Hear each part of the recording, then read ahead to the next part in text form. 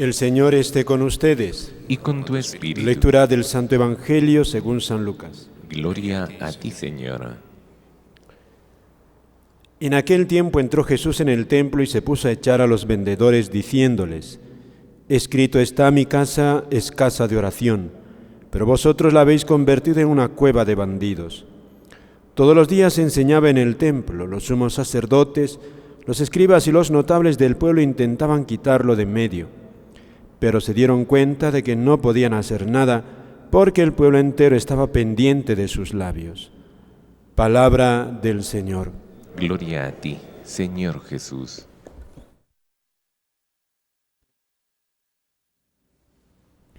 Amados hermanos en nuestro Señor Jesucristo y en María Santísima nuestra Madre, hemos escuchado esta célebre sentencia de Jesús: mi casa es casa de oración.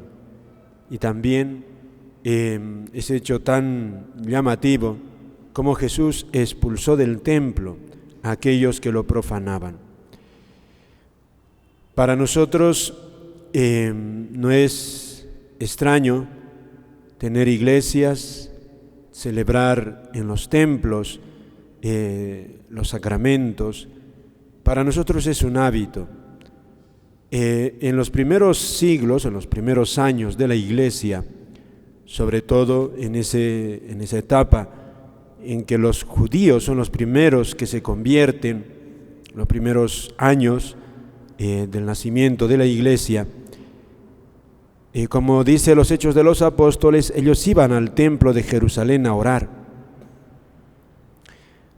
Todavía iban, pero viene a continuación el drama de la guerra judía, y entonces el imperio romano, con Vespasiano a la cabeza, arrasan Jerusalén y no dejan piedra sobre piedra, y queda destruido el templo. Entonces los primeros cristianos empiezan a preguntarse: ¿qué hacemos? ¿Dónde orar a Dios? ¿Dónde orar?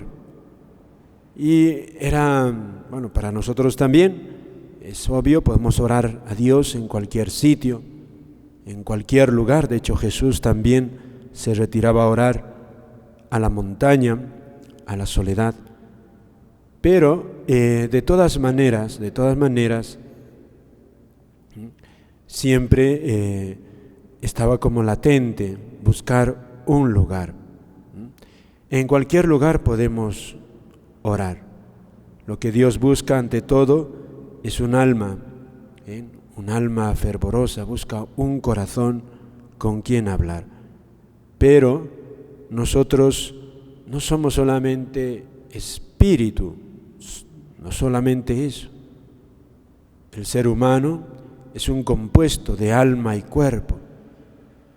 El ser humano tiene un lenguaje muy, complejo. Una mirada ya nos dice algo.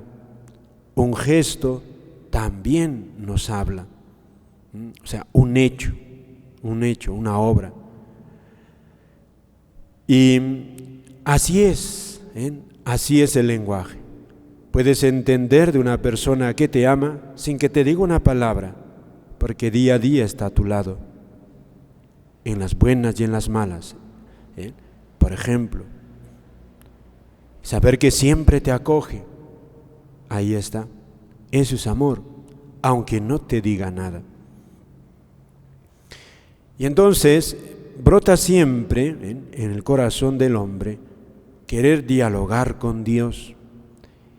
Y desde los primeros siglos, por ejemplo, San Juan Crisóstomo también hablaba de esta manera, que es posible orar en casa, decía él, pero no se puede orar tan bien como en la iglesia. También un famoso escritor, Orígenes, decía eso mismo. El cristiano debe orar en todas partes, porque Dios está en todas partes, aunque el sitio más adecuado es el templo. Es el templo. ¿Y por qué el templo? ¿Por qué el templo? Nuevamente. El templo, queridos hermanos, para nosotros, precisamente porque es un lenguaje que necesitamos, precisamente está destinado a eso. San Máximo Confesor decía que el templo, el lugar de oración, fíjate, así como el templo de Jerusalén era el lugar donde el judío iba a orar, a encontrar a su Dios y le hablaba de su Dios, el templo cristiano es un lugar donde Dios habla al hombre redimido. Aquí está la clave. Nosotros ya estamos en la nueva alianza.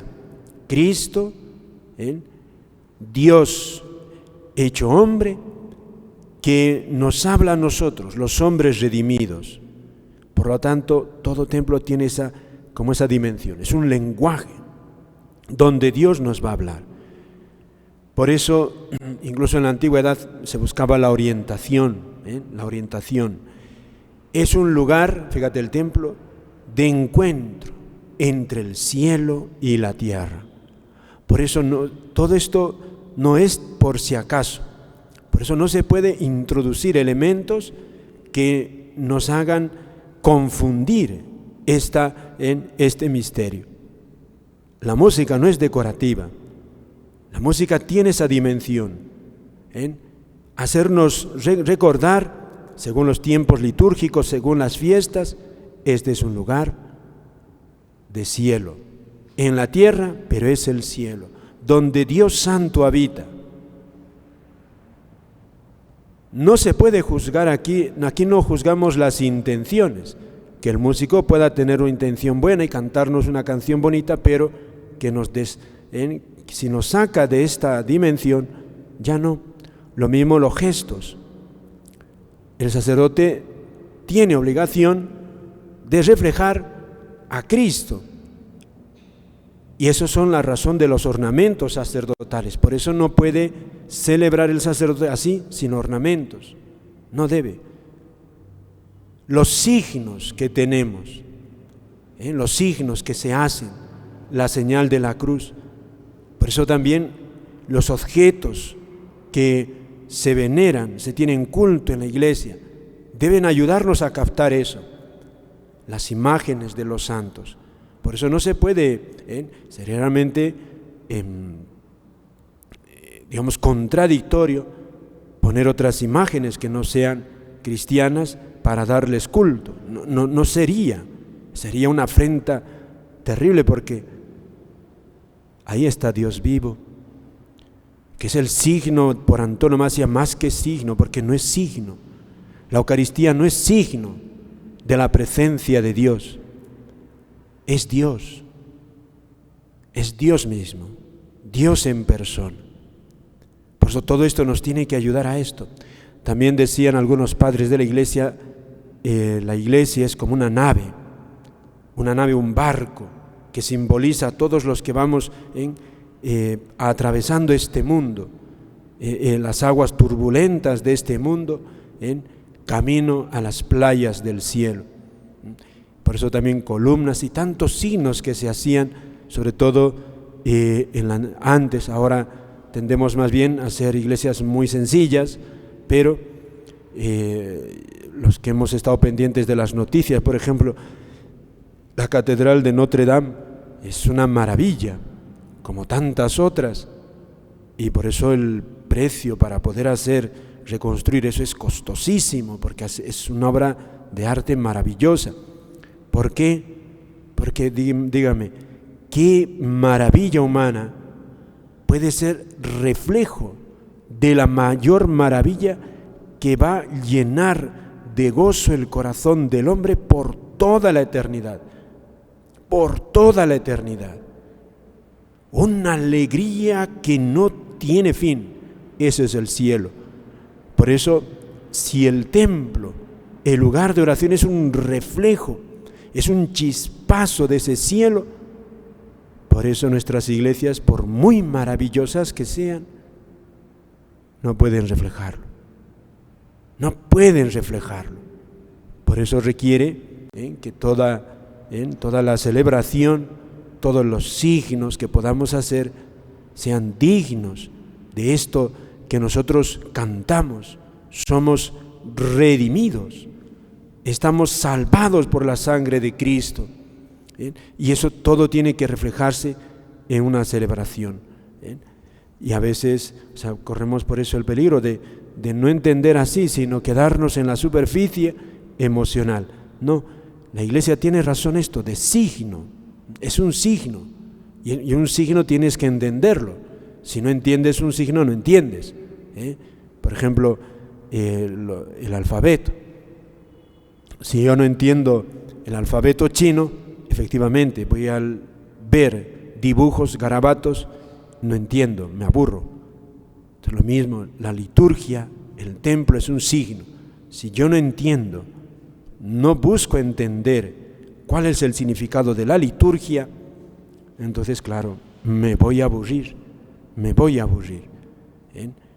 Entonces, pidámosle al Señor, queridos hermanos, hoy día que hemos escuchado de labios de Jesús, mi casa es casa de oración, una invitación a que cuando entremos a la iglesia, ante todo, busquemos a este dueño y pidámosle también esforzarnos, estudiar la liturgia y por otra parte, saber que cuando estamos aquí es el lugar más santo que pueda haber, porque Dios Santo está aquí, nuestro Dios, de manera tan sencilla, en un trozo de pan.